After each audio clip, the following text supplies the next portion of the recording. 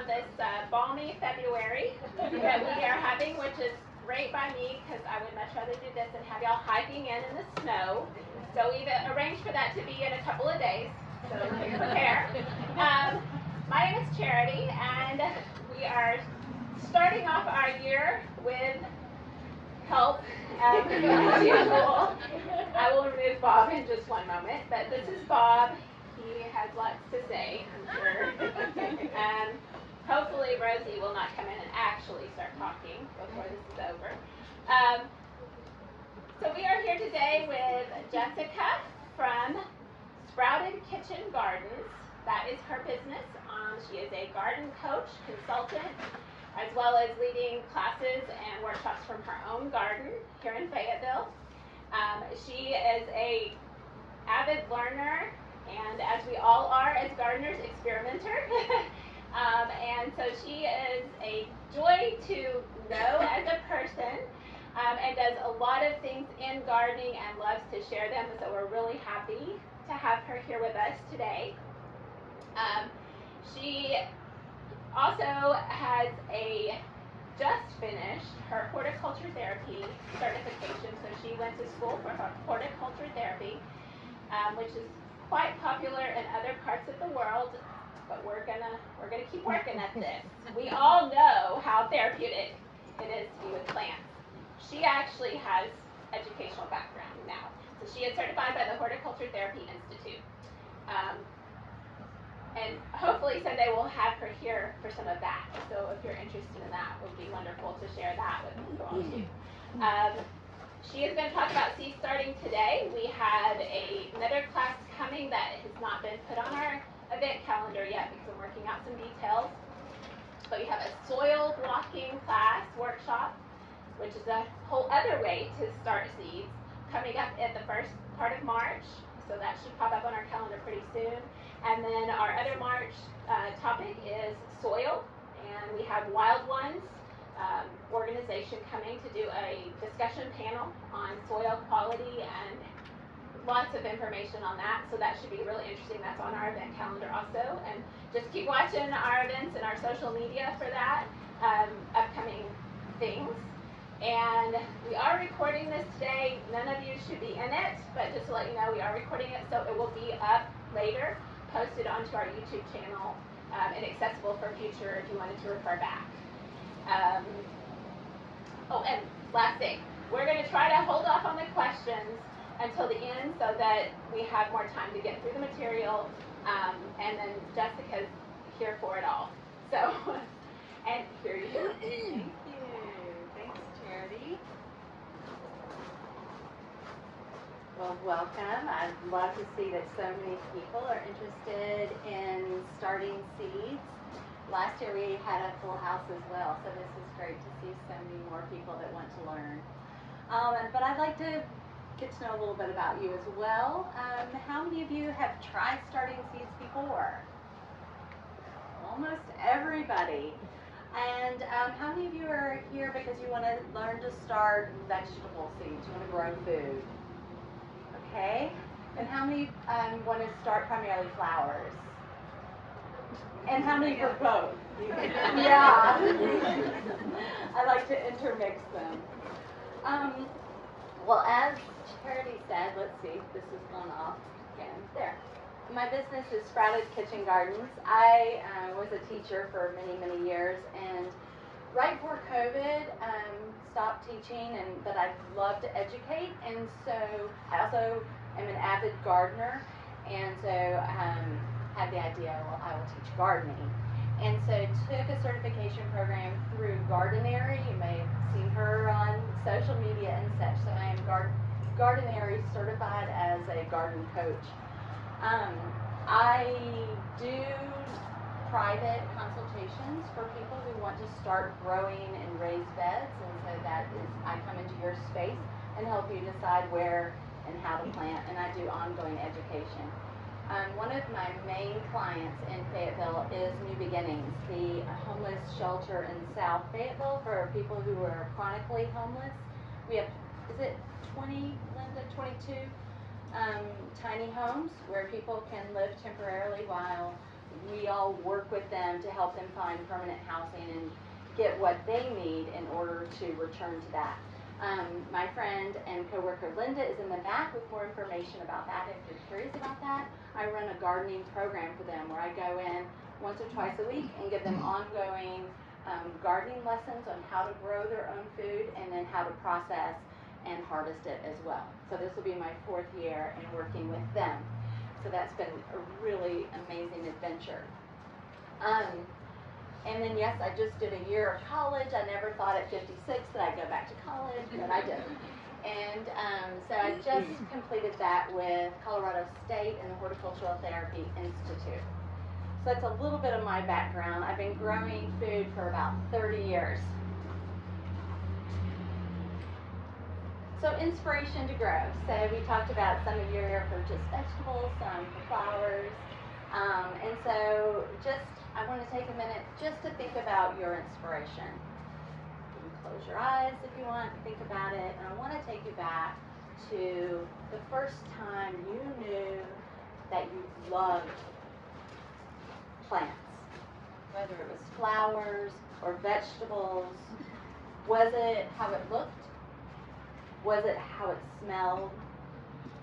And who's attached to that memory? Where were you? How old were you? Was it a sweet smell, a pungent smell? So in thinking about that, how many of you had the memory attached to a grandparent? Me too. How many of you had it attached to a parent? And so this is me in the middle. My inspiration started very young, and I was barely 1 there, covered in dirt head to toe. My sister saved me from the iris patch that I was eating. She didn't know they were poisonous, but luckily she saved me because I'm here today. I started eating flowers at a very early age. I still eat them. I love to eat flowers. I just now research which ones you can't eat. And so this is my daughter, who's now about to turn 21. And she and my other 2 children were my inspiration to grow as much food as possible. But I wanted the food that they ate to be as freshly picked and nutritious as possible. So I started an in-ground garden of 2,000 square feet when I first started having children. So what I've learned along the way in 30 years of growing my own food is that it's really important to develop a plan. That doesn't mean I don't veer off of it, but I always start every year with a really good plan. And in that plan is starting my own seeds.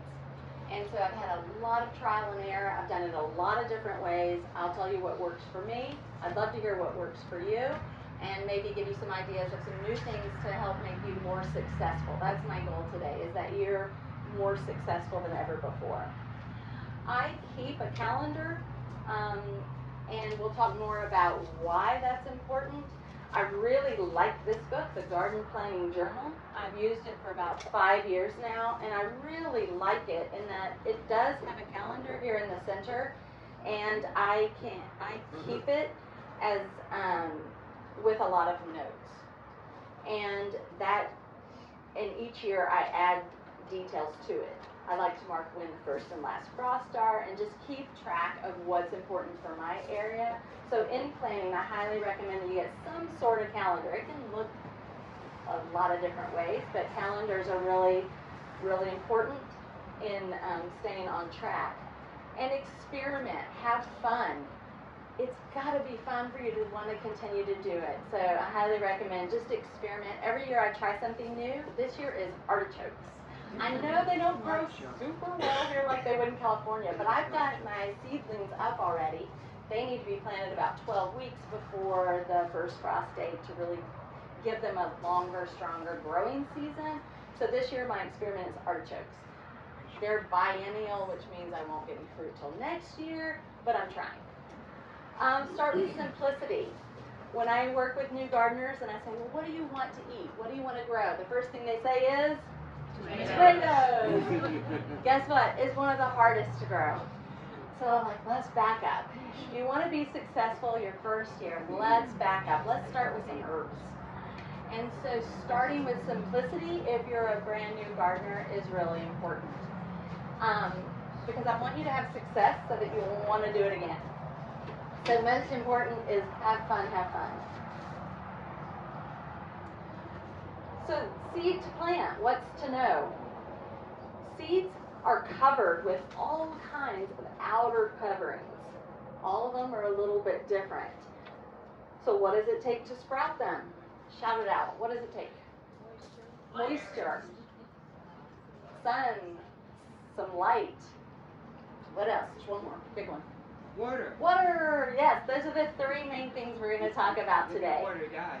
Yeah. And so to get the seed coat to soften, to let the little seedling emerge and the roots to come down, you need all three of those things. So we're going to go into depth about them. So here you can see that the seed coat is breaking off. And what first emerges are this, it's a funny little word right here, are the cotyledons.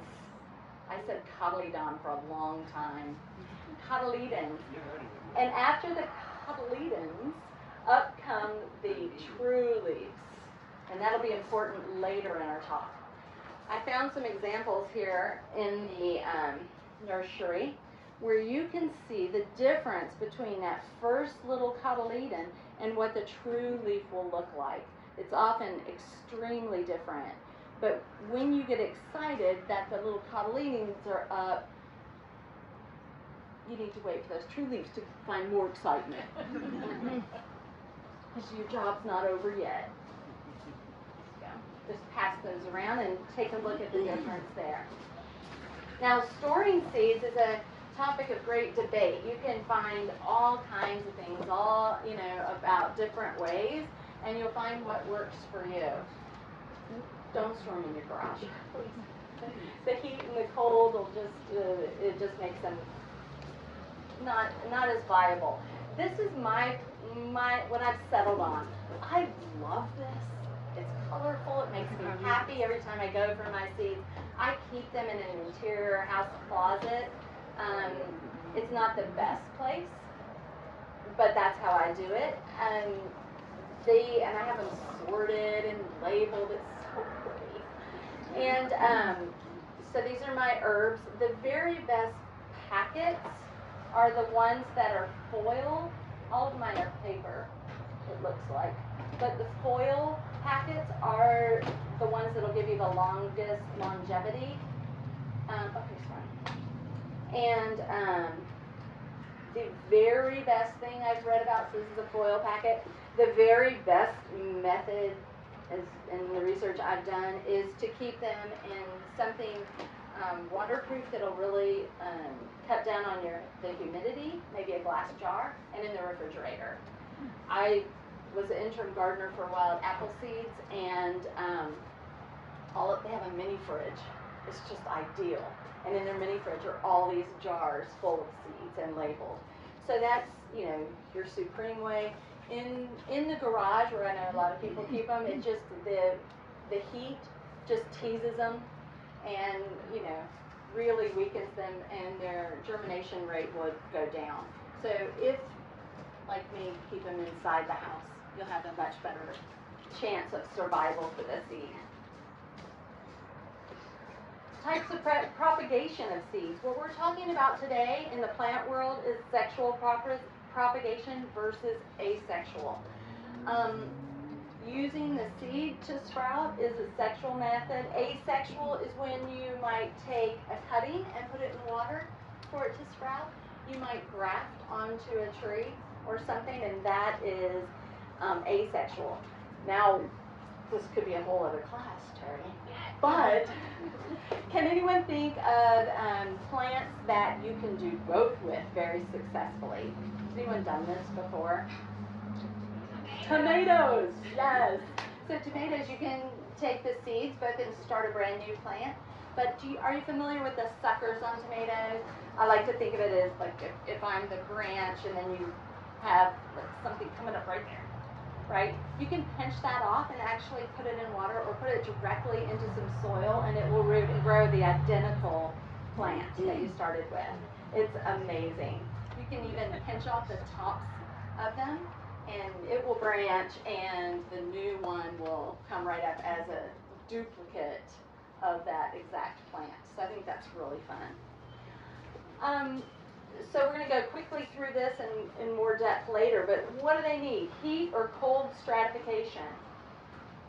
It's important when you decide in your plan on what to plant that you research it to know whether it needs heat or cold to germinate. And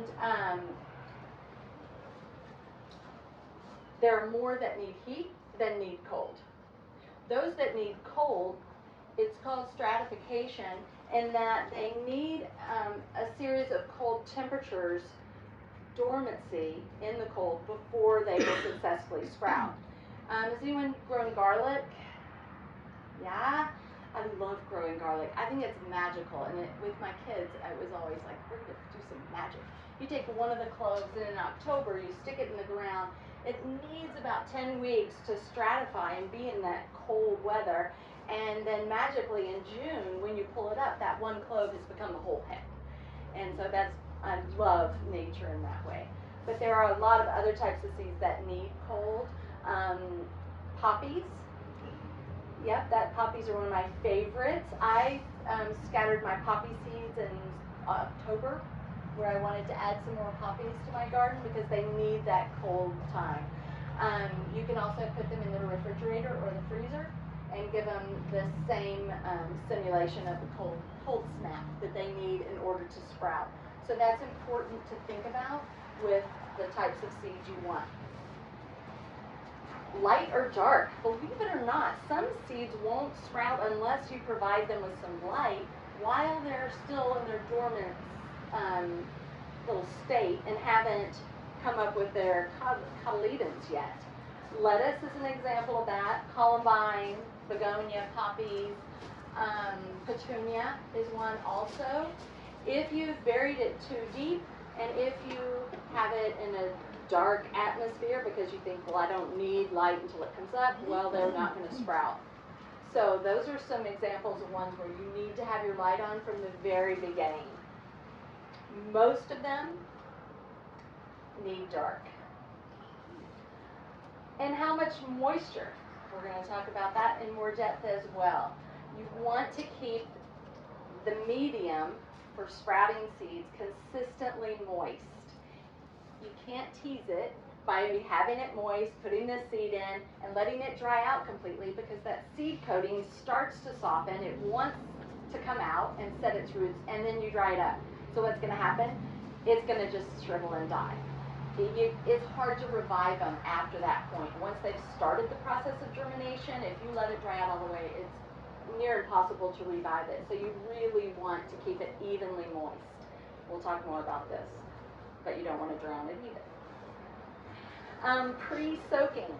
Pre-soaking is really helpful. I use it with my peas, with my beans, things that have harder outside. Let me show you what I mean. Oh, I love these. Long Chinese red noodle beans. These are yummy. And you can see that versus, let's see.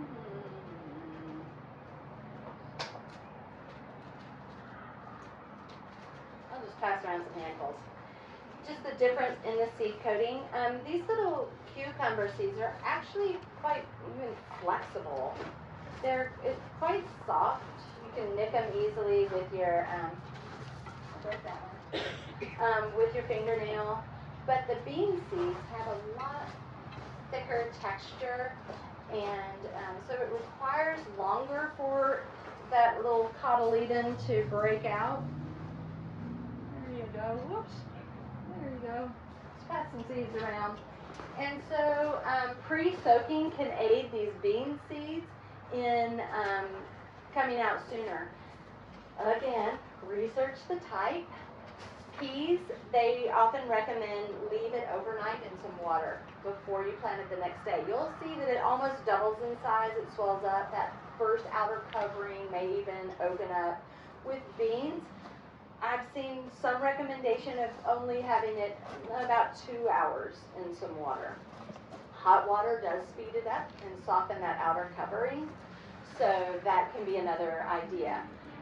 Some require it, some don't. So again, every seed's a little different. Often on seed packs, you'll see on the back of it, it will recommend whether or not to soak it overnight first. Scarification, isn't that a great word? Have y'all heard of scarification before? How does that happen? Well, if I have some big seeds that I can tell have a really thick coating on the outside, I might take a little knife or my little bread razor and nick it a little bit. Might take some sandpaper and rough it up a little bit. It'll speed along the germination process. Now, so I just learned this in a class last week. This is really interesting. Scarification naturally. Seeds that fall and come up. How do you think they get scarified, if it's just in nature without human interaction? Anybody have ideas?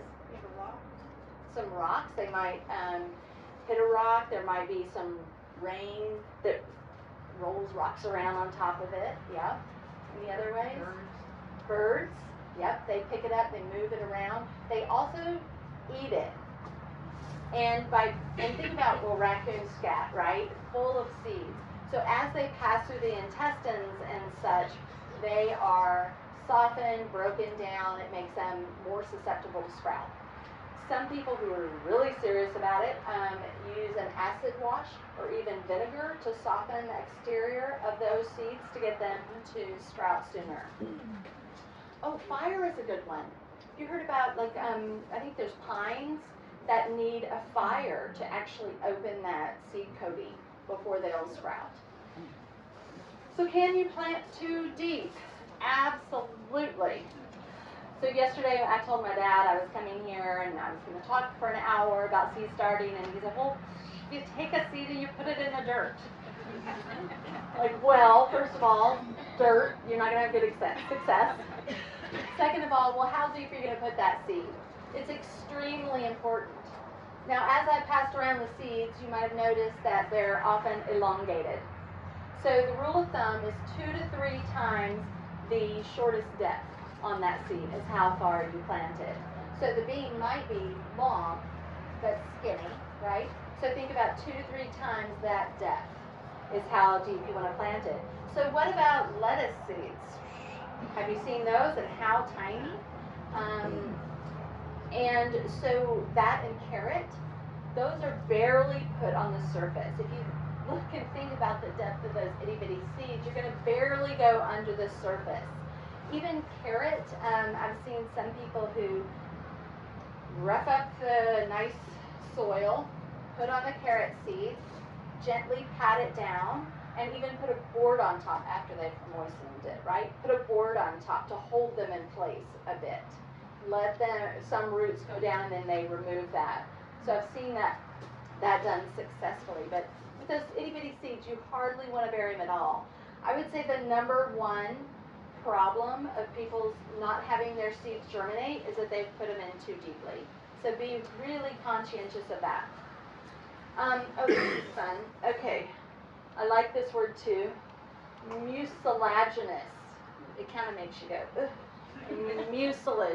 Mucilaginous. Seeds like these are chia. Here, Charity, I'm going to plant some chia for you. Here we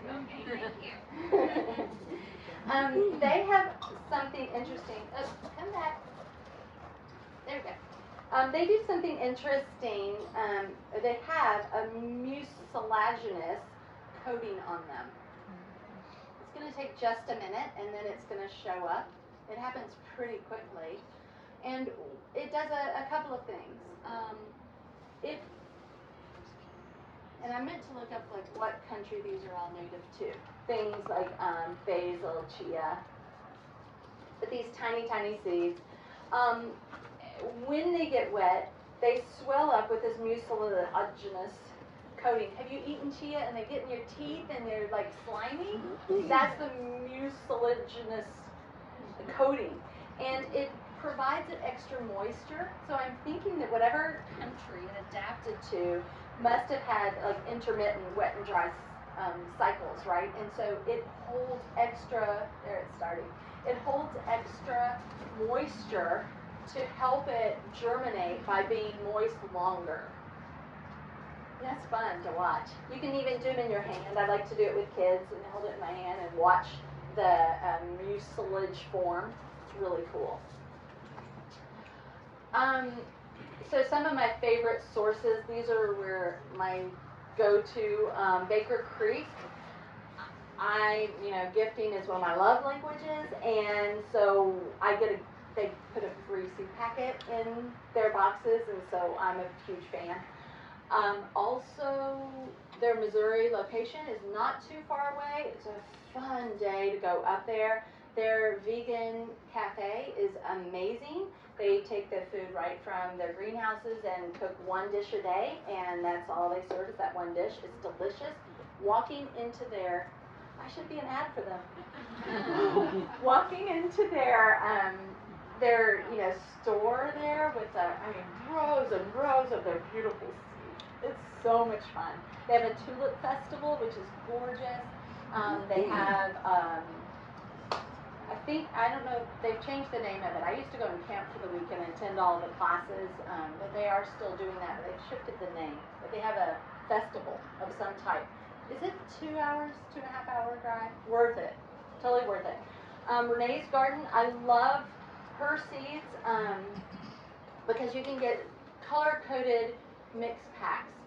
I have now, my kids have fledged, I have raised beds, is how I garden now. I'm an urban gardener, and I don't need a pack of 100 jalapenos, and 100 serranos, and 100 poblanos. With her, you can get a hot pepper seed pack, and you'll get, say, 10 of each kind, and they've been dyed, and so you can tell which are which in the one seed pack, and I love that idea. Johnny's seeds I like a lot, and here they offer Urban Farmer, and I like Urban Farmer as well. They offer here High Mowing Seeds and Southern Seed Exchange, so you can find both of those types here, which are excellent as well. So reading the seed packet, this is really important because every seed has to be treated specially. And so I don't know how well you can see this, but on your seed packets, things to pay attention to. Well, the date. And I took this from my box yesterday. I took this picture and I went, oh, that's expired. It expired 3 years ago.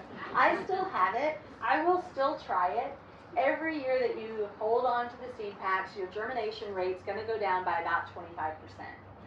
Now, when I was a teacher, I taught math, and it was a really fun project for me to do germination rate studies, where the kids would take 100 seeds on wet paper towels, and we would calculate the percentage of each packet that sprouted. So you can do that, but then I'm like, well, I wanted those 100 seeds. So I just keep them. I always have new ones, but on the side, I'm like, you oldies, we're going to give you a try still. I don't like to throw anything away. So, but every year it does diminish. Okay, so your days to germination. This one says it sprouts in 7 to 14 days. So don't get discouraged at 7 days. It might take longer. The longer it takes, the more you need to pay attention because you have to keep it evenly moist and not let it dry out. Now, this packet does not say days to maturity. A lot of them will, so you can know when to expect to get a harvest from that plant or when to expect those flowers to be blooming. This one doesn't say it, but do know that that date is from the day that it sprouts, not the day you put it in. So if you're being very detailed about your garden and you think, well, I'm going to rotate my crops, I'm going to be putting beets in now, and when those beets come out, I'm going to be putting my peppers in, and when those peppers come out in October, I'm going to be putting my kale in. So if you have a bed and you want your 3 seasons and you're calculating it, if you're that organized on a calendar, you want to know that it's not the day you put the seed in to expect your final success. It's the day that it sprouts. And some seeds can take a month to sprout. So plan accordingly about that. Temperature to germinate. That should be listed on every seed pack. For this, the ideal temperature is 75 to 95. And this is a type of tomato. It will also tell you the seed depth. For this, it's 1/8 of an inch. So there's ways to get your depth, and I have my favorite little tools, depending on the size of your seed. You can use a pencil, you can use your finger. I just like tools. And so in my soil mix, I just make a little indentation. I like this one in that it's nicked and tells me the depth, so you can be precise. But when it's that tiny, 1/8 of an inch, I would fill my seed little pack there, not all the way, lay my seeds on top, and then scatter a little bit more of my seed mix on top instead of making holes, because that's very shallow. So paying attention to frost dates. Did you know they've just changed Northwest Arkansas's frost date? I mean, for a long time I had all these dates in my mind. We were zone 6B because of global warming and such and changes. They have now shifted us, and so we are officially, according to the Farmer's Almanac, zone 7A. So it's a little bit of a shift. So our first frost date is being pushed back. I used to go by October 20th. Now they're saying October 25th is closer. So watch the weather, keep track of that, and if you have anything like green tomatoes or peppers still on your vines, go out and pick right before frost. Or put a frost blanket on. I could go on so many segues right now, but I'm going to try to stay centered. I keep track in my calendar on when the frost dates are. Where you live will make a big difference. I live near Guillory Park. New Beginnings is in South Fayetteville. We had a frost warning around October 20th this year. And I covered my things, but not all. I was going to let some things go. My plants didn't get hit. Everything was fine. Yay! I drive down to New Beginnings in South Fayetteville, and everything was wiped out. So just a little bit of difference in your elevation within the same temperature zone could make a big difference. So pay attention to where you are year to year, and you'll know even more. Wake up, wake up.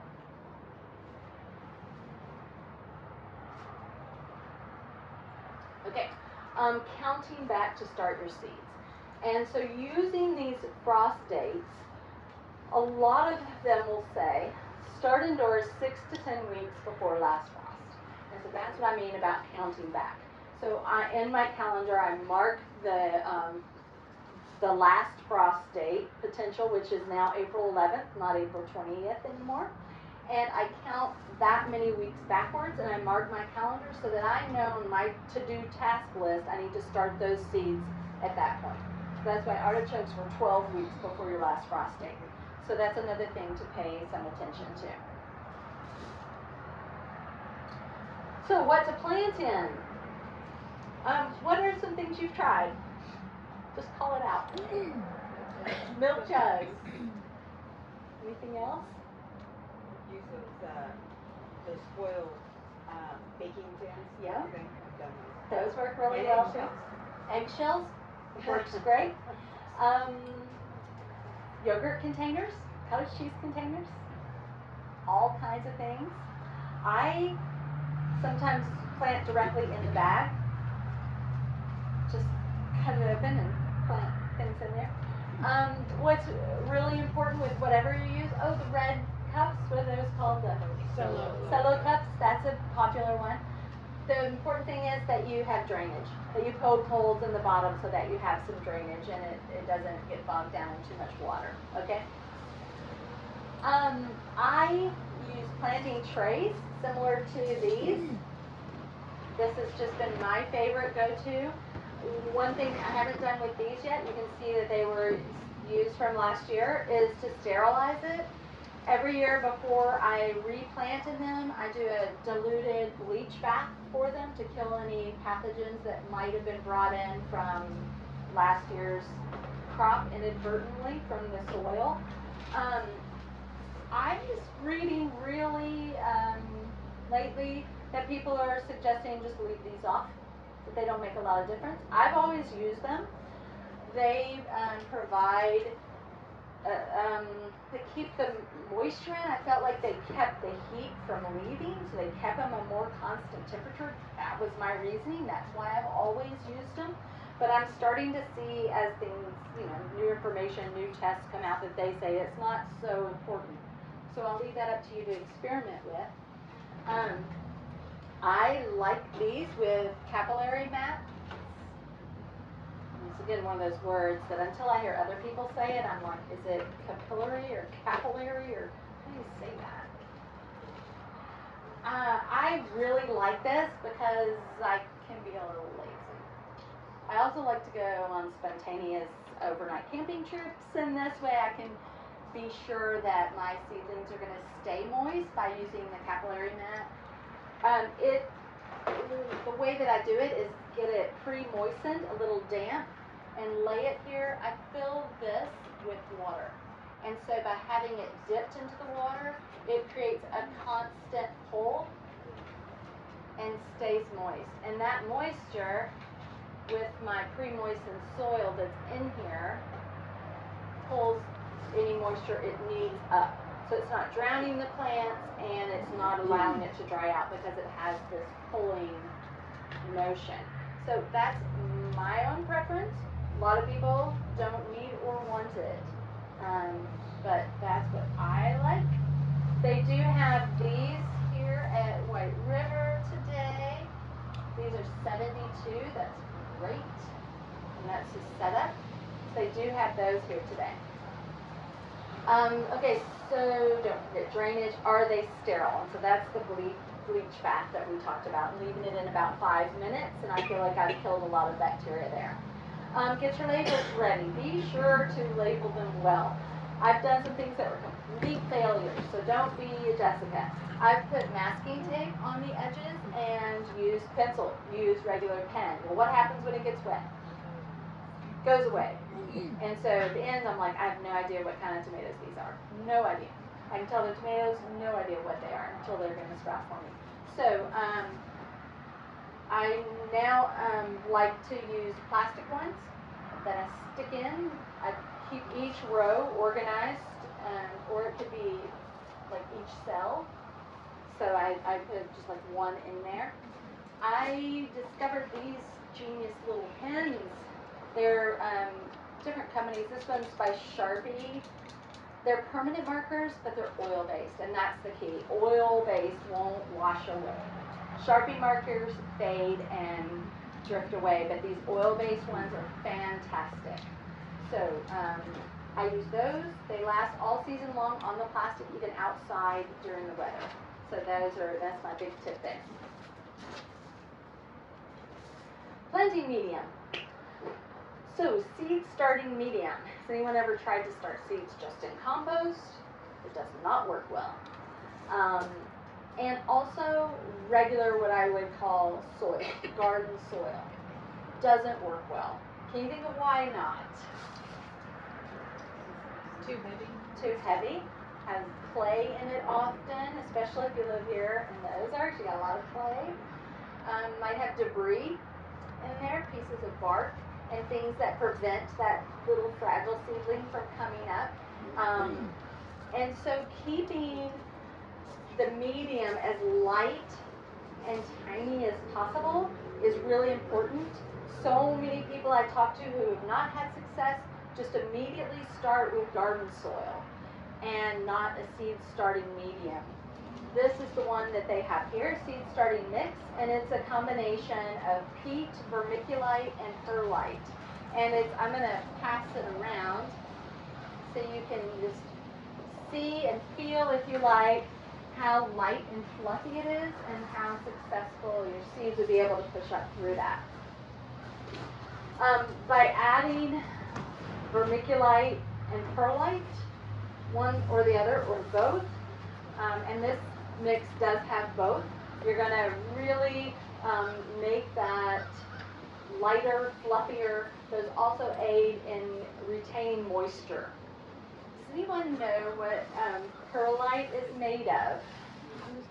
And when I started gardening, I was like, why are they putting styrofoam in my seed mixes, right? Does anyone know what this is made of? No. It's so light and fluffy and fabulous. It is made of volcanic ash. And so the volcanic ash comes out and it actually is a glass. You might be familiar with obsidian. And so this is obsidian that is heated to a stage of bursting, and it creates these little minuscule things. So you're holding some volcano right there. Okay, how about vermiculite? This is, if you saw it, when you see it up close, you'll see that. You'll be like, oh yeah, I know what that is. Anybody know vermiculite? Mica. And I used to love playing with mica as a child, where you peel off the layers. And so this is a natural occurring thing that they, again, have heated to the point where it bursts and causes it to be very light aerated, and it holds moisture really well, so you won't have to water as much. You'll see also a possibility of cocoa core, which is coconut shells. So that's another possibility. So you want to make sure your soil medium is aerated, will retain moisture, is sterile. Some people who might, if you hold it over winter, perhaps, or over, if you have it's been sitting around a while, some people actually pour boiling water on it to make sure it's sterile, that there aren't any pathogens in there that would hurt your plant. It takes care, boiling water takes care of some, but not all. Some people actually bake it, put it in your oven for a while to kill any pathogens. Seed starting medium does not provide any nutrition. It just provides a medium. Some people plant directly in this perlite or vermiculite. And so you don't need any nutrition for your seed to sprout. All of that is enclosed in that perfect little seed. It doesn't need anything more until it has its true leaves. And that's where it's important that I wanted you to recognize the cotyledon versus the true leaves. It doesn't need any help until it gets its true leaves. And so seed starting medium, you really don't want it to have nutrition in it. And that's why it's okay to bake it, it's okay to boil it. Some people even microwave it. I think that's kind of funny, but that will sterilize it. And all of those things create an optimum environment for you to be successful with your seed germination. Have you ever let something dry out, a plant, and you water it, and the water just runs off the sides? And you water it, and then you might get, I don't know, a trowel, or I've even used skewers, and you poke and poke and poke it so that the water will be absorbed in it, right? So it becomes like a crust. And so you don't want that to happen with your soil's seed starting medium. And so you want to pre-moisten it. So I have a big pan that I dump it in, and I pour water on. And then mix it all up. You don't want it to be where you squeeze it and water comes out. You just want it to be damp. And then use it to fill your whatever containers you're using. But pre-moisten your soil, your seed starting mix, you'll have a much greater success. Hello. Wake up. There we go. Time to grow up. Okay. When your seedlings have developed their true leaves, which we all know what those look different and what that to look for there, it'll be time to move them up to bigger containers. Now you can leave these in there for a while. I do. They might have 2 or 3 sets of leaves before I move mine. But in order to leave them in the seed starting medium, once they have their true leaves, you're going to want to start fertilizing. You can prick them out, which is, I used this little baby, and these are called dibbers, by the way. I like that word. And so I use these to gently lift them out and move them into bigger containers so that they have more room to set their roots and stuff. And so that's called pricking out. You might hear that term. So when to fertilize? First set of leaves is a great rule of thumb. It's a baby. It doesn't need a full dose of fertilizer. So think of it that way. And so I really like fish emulsion. It smells horrible. If you're starting your seeds inside your house, you're going to really not probably want to use this. It smells really bad. My biggest preference is kelp. I went to Lowe's to just see what they had. They didn't have anything with kelp out yet, but that is my favorite for seedlings. This one has some fish in it, but with seedlings you want to dilute it to half the normal rate. So whatever it says on here, this might be let's see, 1 tablespoon per gallon. So for these seedlings, I would put half a tablespoon with my gallon of water and water them with that. Why I like this one, and this is what I'm going to start with, when you look at your numbers here, the center number is a higher one, and the first one is nitrogen. Well, these little babies don't need nitrogen as much as they need your potash and stuff in this center number for setting roots. And so because you want them to establish a really good root system, the nitrogen can come later. And so I'm going to start with this. And then this one you can see that the 5, this one has a higher nitrogen than the other one. And so then I'll start following up as the plant matures and gets bigger. I'll start using this, again diluted. What have I forgotten in this? Oh, I wanted to show you this in containers. Almost forgot. Has anyone ever done the little paper containers? I have a wooden one. This is one White River Nursery did a workshop on using these, where you can take newspaper. This is just a paper bag, and you wrap it around and you tamp it in, and you create little paper pots. And you can also buy those pots that are, they say that you can just take them directly and put it directly in the ground. You might find at the end of your season that it's still there intact. Has that happened to you? And so you really do want to at least take away the bottom, cut it a little bit, tear it apart, because those are so dense. That new seedling has a hard time getting its roots out. And so even though they say just flood them directly into your soil, don't do that, please. And fertilize, okay. Location. Okay. How many of you are going to plant inside your house with your seedlings? Yep, a lot of people. Be sure to find your south side. That's where your best light in your house is going to be. If you're not supplementing with additional light, you want to be sure it's a south windowsill or a south table. That's your best bet. Can there be too much light? How much?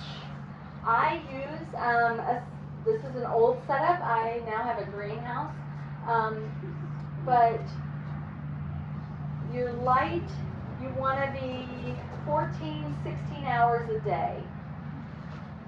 Can there be too much? Absolutely. Think of it, do you like to be in the light all day long?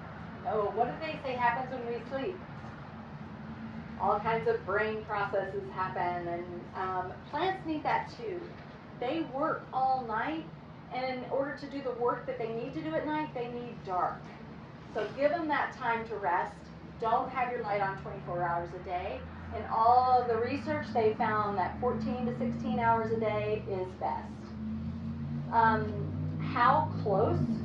I do mine about 2 to 3 inches above the plant. And as they grow, you want your lights to grow with it. I've had, in this setup, they were chains in which each little chain you can move up and it raises the light. I now have this little pinch one that I love. You pinch it and slide out the little string, and so you can move your lights up and down. Fluorescent, LED lights all work really well. There are many that are specific to growing. There's lots of research that's fun to read about the different colors of light and such and what works well at what stage.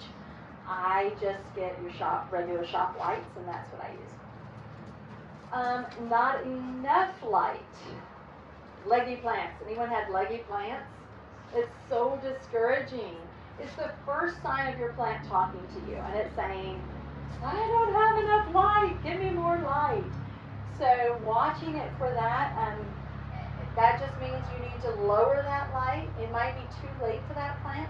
When they're super leggy, and I have a picture. Nope, I did. Where'd it go? Well, somewhere I have a picture of leggy plants. When there's too much, they put all this energy into getting tall, tall, tall, tall, and then what happens? Boom, they fall over and can't grow well. So make sure you have an ample light and then it's close to it. So next I would like to introduce, we have a guest speaker. Dale Thomas actually met here at White River Nursery a year ago, and we've become friends, and he's my mentor in the Master Gardener program, and I enjoy learning a lot from him. And he does something I don't do, but now I will because he's going to teach us. And he monitors the temperature more closely. So I'll turn it over to Dale. Oh, yes. She said, would I mentor her? I don't know anything about gardening, but I know this is the lady you want to hang out with. Yeah, sure. She and I both brought the same book, and I'm going to show you because if she thinks it's important and I do, you might want to take a look at these books. This is the New Seed Starter's Handbook. It's about 20 years old, but it's a new book. This is packed with information like Jessica's talking with you about. I live about a mile on the hill. My temperature is 2 weeks different. My seasons are 2 weeks different than down here. So, you may have tomatoes, I may have little things. But I have a small greenhouse. It's got plastic on it like this one does, and I had trouble getting the seeds started. So I looked into what to do about that. I'm going to talk to you about two things in particular, moisture and heat and how you measure those. Those have made all the difference in my ability to start. I use trays like this one. I don't have the mat in it, they're down flat, but I also put water in the bottom tray, which is solid, so the same principle applies. And I do use the tops on it, on all my flats, at least initially, until the plants start to come up. And when those little plants start to hit this thing, these go, because they can get too hot. And I use the fluorescent lights. And I found a couple of years ago that the direction of the light made all the difference. Instead of having them like this over my flats, I turned them last year and made them like this over my flats. And I usually have about 5 or 6 of the starting trays lined up with the lights over them. I have cheap lights that came from Walmart. They cost $10 and they have fluorescent bulbs in them, and they're 2 feet long. And I use chains that I got from the hardware store to raise and lower them. Very basic, very inexpensive kind of a setup. They're just hanging, the lights are hanging on a 2x4. And I use heat mats, which I know many people don't use heat mats. I think they make a difference because I'm starting seeds in a greenhouse which has varying temperatures. Mats just like this one. Various temperatures going up and down in the air. That wasn't helping, so I started using these mats. These go underneath the seed flat. The mats can get too hot. And one of the mats I experimented with last year, I put a thermostat on it. And you could buy a separate thermostat for each individual mat. And I found the thermostat didn't make a significant difference, but it helped a little bit to make sure the mat was not heating when the weather heats. It can get to be 110 in my little greenhouse in the middle of the winter. And so that's a problem. That's not an asset. So I found a couple of tools that I think make a lot of difference in my greenhouse.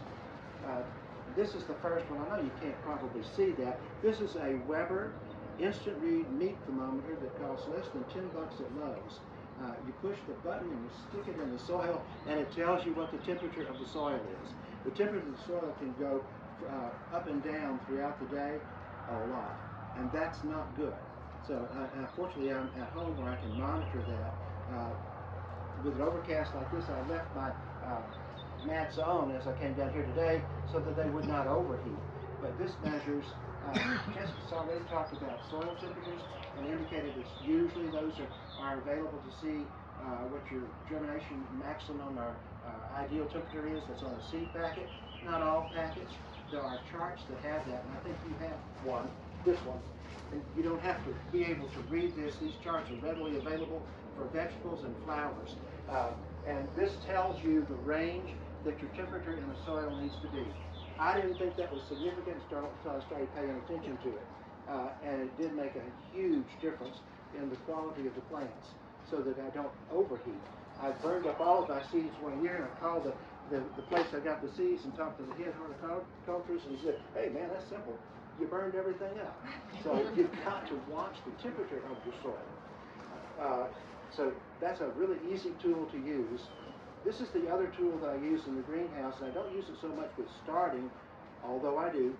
This is a meter reader. This particular one reads reads the temperature. It reads of the soil. You stick it down in the soil. You can go real deep with these little prongs. This one also reads pH and light, which I don't give a lot of credit to, but I do watch the moisture level of my plants. This is a super handy tool throughout the year, inside the greenhouse and inside the house, to know how much water is actually in your pot or your plant down deep. I monitor that all the time. And as Jessica has already mentioned, she keeps a calendar. This is what my calendar looks like. It's not the fancy book that she's got. This has at least 8 to 10 years worth of data in it. I keep this really handy where I can grab it. There's a pen in it, so I'm not hunting for something to write with. I do take notes on what my soil temperature is, what the air temperature is, what the date is, and the variety of seed and where it came from, so I can eliminate some companies and go to others. I keep extensive notes like that and go back and read them every year, and they're fascinating to look at. Like, I know that next week is when I planted seeds for most of my garden last year. And I know which ones of those worked and which ones of those didn't work, so I don't duplicate my mistakes each year. Those are my quick and simple tips. I told her I would not talk very long, and I didn't. Go get your $10 thermometer and a seed starting book. And when I grabbed the seed starting book, I also saw this is vermicomposting. Worm composting is a book I do not want. This one is signed by the author, and if you're looking into doing worm composting and you want a book that's comprehensive, you can come up here and have this book. Thanks, Dale. And so I'm going to get a thermometer this year and pay closer attention. Thank you. A couple things that I see that I wanted to mention. Up on the counter where you check out inside, they have this new True Organic Root Enhancer. And I'm going to try it. Never tried it, but they do have it available, and they have samples here as well as you can buy the bigger product. I'm going to try it on my seedlings when they have that first set of true leaves and see if it encourages root growth and if I have greater success this year. So these little samples are up there at the counter. So gentle flow on seedlings. You need to be careful with your seedlings. They are babies. And so I found this little gadget. I absolutely love it. And they now have them. I talked about them last year, and Charity found a source, and they now have them up at the front corner counter for you to purchase as well. It has 2 ways of using the water. I'll water these hollies, but it creates the nice gentle flow that I've always been after. Using a regular watering can, I found that my seedlings would go, and they didn't like it so much. I can do a sprayer and get a gentle spray. My hands wear out. I have a greenhouse full of them. So I really, really like this. This is just a 2-liter Coke bottle. I really, really like this amount of moisture. It also has the capability to pour out if you're filling the bottom and want to do that. So that's another fun little gadget that I absolutely love. We talked about bottom watering and the 2 kinds of things you can do there. What can go wrong? Yes, you can be too wet. It can be so moist that you have problems. You might have seen this in some of your seedlings where the bottom of the little stem dies. Your soil has been too moist, too much, too wet in there. Too dry. We talked about that, where your water just spills off the sides and doesn't absorb. So paying attention to it being gently wet, you'll get a hang for that. Leggy plants. Here's my picture. You don't want to see this. You might as well start over, I feel like, at this point.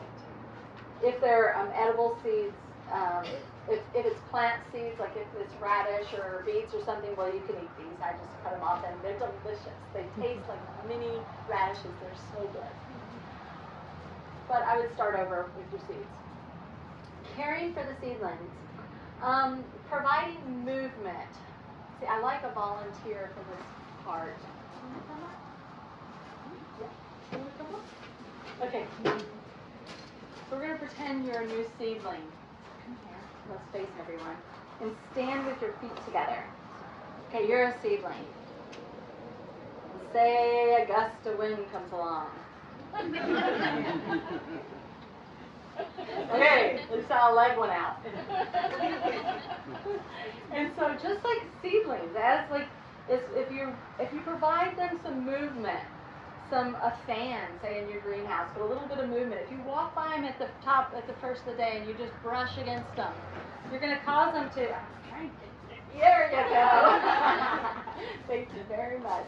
And so by putting that foot out, it's like you're going to cause them to send out some roots to the side. They're like, whoa, we got to get stronger. We got to get stronger. You're going to cause them to really send their roots out more. So provide some movement. I sing to mine. I walk by them and I ruffle them up. And so provide that movement whether it's natural or not to get extra strong support systems, okay? Thinning them out. This is really hard for me. I want them all to live. Do y'all have the same problem? I really want them all to live. And so this is my favorite new tool I got last year from a fellow garden friend. I was like, oh, that's beautiful. But I don't like to use it, but I do. I have greater success because I now thin things out. So initially, I use seeds from that are 3 years old. I put more of those seeds in the holes in the pot, right? And so that's going to increase my germination chances by putting multiple seeds into one cell. But say 2 of the 5 seeds that I put in there have come up. Well, they have their first leaves and their roots are intertwined like this. And I think, well, I'm going to save them both. I don't want one to die. And so I use this and I prick one of them out and I repot it. Well, just like us, when we transplant, it takes some time to adjust. When you move to a new home, it takes you a while to settle in. Well, that's what you're doing to the plant. You're causing it to be, the transplant's going to take some time to readjust and then set its mind to growing more. So you're slowing down your growth process of that plant. And so you're pulling these roots apart. They're doing this, right? So if you come along instead and you snip off one of them, again, if it's a vegetable seedling, you can just eat that. It's delicious. But by just snipping it off, you're leaving its roots still in there. They'll just disintegrate and become part of that soil mixture. But you're letting that other seedling that's in there and its roots are already set and growing to grow strong and tall without having that transplant feeling. Okay? It's hard to do. It's really hard to do. Potting up, you don't want to leave it in these little spaces so long that it becomes root bound. You've probably gotten plants where you can see that they're swirled around and they're root bound and you need to kind of ruffle that up. You should even cut that to get it to grow out instead of just continuing to grow in the swirl. So potting them up before it's root down is really important. And when you pot it up, that's when you want to move it to a nice potting soil, not a seed starting mix. So when you move it up, put it in the potting soil. There's lots of varieties available for that. Transplant shock, we talked about that, don't shock it. Hardening off is when you have had it in your greenhouse or your house for a while and it's almost time to plant it outside. You don't want to take it out immediately. It's been in this perfect little environment, and if you set it outside in the full sun, which if you're going to do tomatoes, they need, good 8 to 12 hours of sun a day. They need full sun. If you do it too quickly, the edges of the leaves are all going to burn and crisp up, right? You've probably all done it. I have many times because I get excited and I want to put them in the ground.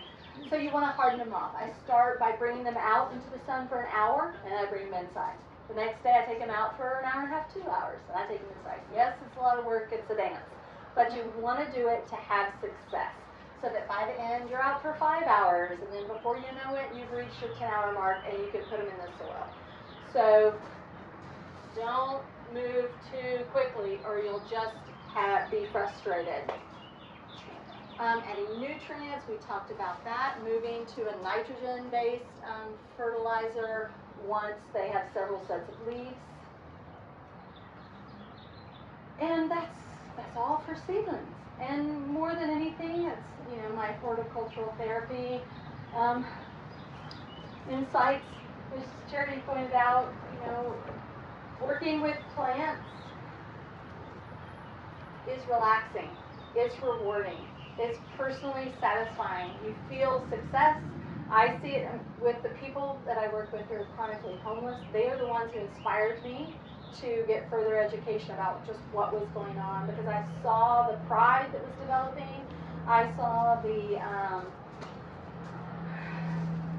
just the success creating,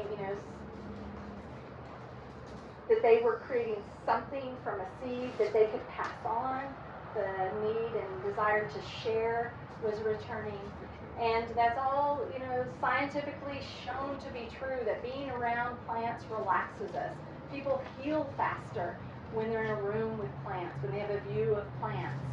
And so I just encourage you to have fun with it. It's not meant to be stressful. Enjoy your time with the plants. Journal. This is a friend of mine sketching in my gardens. And learn more. I love that White River Nursery is offering more classes. That one on soil blocking, I'd like to come to. I've never used those little things where you create blocks of soil where you don't actually use a container. So that's going to be fun to learn about. Continue to learn, continue to question, continue to research. My favorite places to go for information. My favorite blog is Homestead and Chill. She's in California, so I just kind of drool over what she can grow. But she's really inspiring and has really great information on there. She's even done some seed charting, plant charting for each zone. So she has some stuff for zone 7 that you could print out that shows like when to plant peas. I'm going to put mine in real soon. Yep. And so she has some great information on there. The Washington County Extension Service website is fantastic. You can put anything in there, raspberries, calendula, whatever it is you want to grow, and you'll get great information on how to grow it in that extension office. At the back, there's a list. If you are interested in attending any more of my classes, just put your email down there. I'll add you to my email list. I also host artists in my garden who do art classes. Would love to see you there.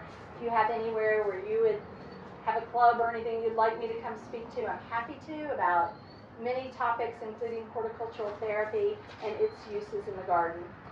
And lastly, we welcome volunteers at New Beginnings. I'm there twice a week, and whether you're a new gardener or experienced gardener, we'd love to have the help.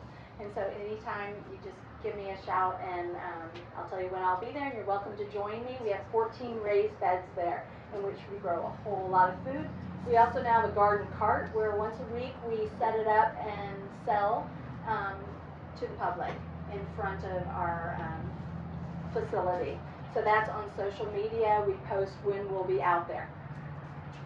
And that's my presentation. Do you have any questions? I tried to cover a whole lot in an hour. I went a bit over an hour. Does anyone have any questions? Yes.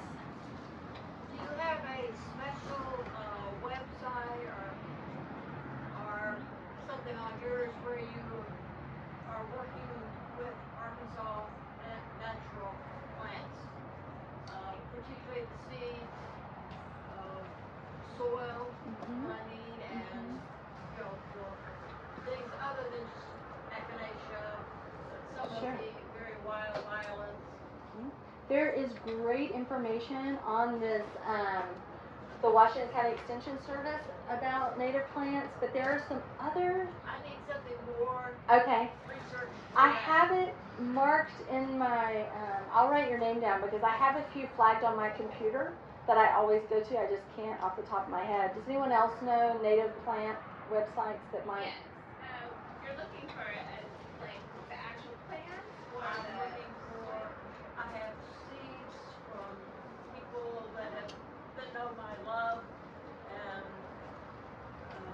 I want to make sure I take good care of red lobelia. So seed starting the native plant. Yes. I can definitely give you some great places to go for that. We do a lot of native plant, not necessarily from seeds here, but we do have them, so I'm a little more familiar with several websites. A lot of the websites do share with each other. So Prairie Moon Nursery is a great one they are a seed seller, but their germination codes are on there. They do describe almost every plant and how it grows and how you need to get it germinated. So I've used Prairie Moon Nursery and Prairie Nursery, which makes it really confusing. But they're both native plant growers. They do seeds, they do starts, potted plants, and both of those are very good for that information. Excellent, thank you. I know with a lot of natives, they need that cold stratification that we talked about, with echinacea and things. They need to have the cold snap. Yes. I know you said not to store the seeds in the garage, but what about seeds when you get ready to start them in the garage, if you don't have a place indoors? It would depend on how well you can monitor the heat. You might need them at heat map. Exactly, and that would definitely help. Mine are in a greenhouse, but I do have a small heater, but I know that the air temperature fluctuates, but because I have them on heat mats, I feel pretty confident that the seed starting mix at least is going to maintain the temperature. So even though mine are in a greenhouse, which also gets very hot, like Dale was saying, mine has beeswax vents so that the windows go up when it gets above 75 degrees, so that helps. I have 3 little kids and I'm just indoors, I could see it. Yes, Gone. I understand. So outside, out of mind. I'm Yes. not in a garage. When I was row crop gardening the 2,000 feet, I had plant labels and different things, and my then 3-year-old came up and was like, "Look, Mommy, I cleaned for you," and handed me back all my labels she pulled. So I understand. Yeah. Any other questions? Yes. You said echinacea and a cold snap. How long you should put the seeds in the back of the fridge. How long would you do that for? Because I'm growing that. You brought it up, so Yes, perfect. I don't know exactly. Okay. So I would look that up, but I know that is one. Echinacea needs a cold period in order for the seeds to germinate. Okay. So yeah, but I don't know Probably exactly. about 2 months. Yeah. 2 months. Probably 2 months. Yeah. Yeah, butterfly weed. Yeah, a lot of native stuff needs. And think about it, it's native and they fall in the ground naturally and they need the winter. That's why they do so well here to come up again. Okay, thank you. If you have any more questions, come on up and I'll stay and talk as long as you want. Thank you very much. Happy to see so many people want to grow.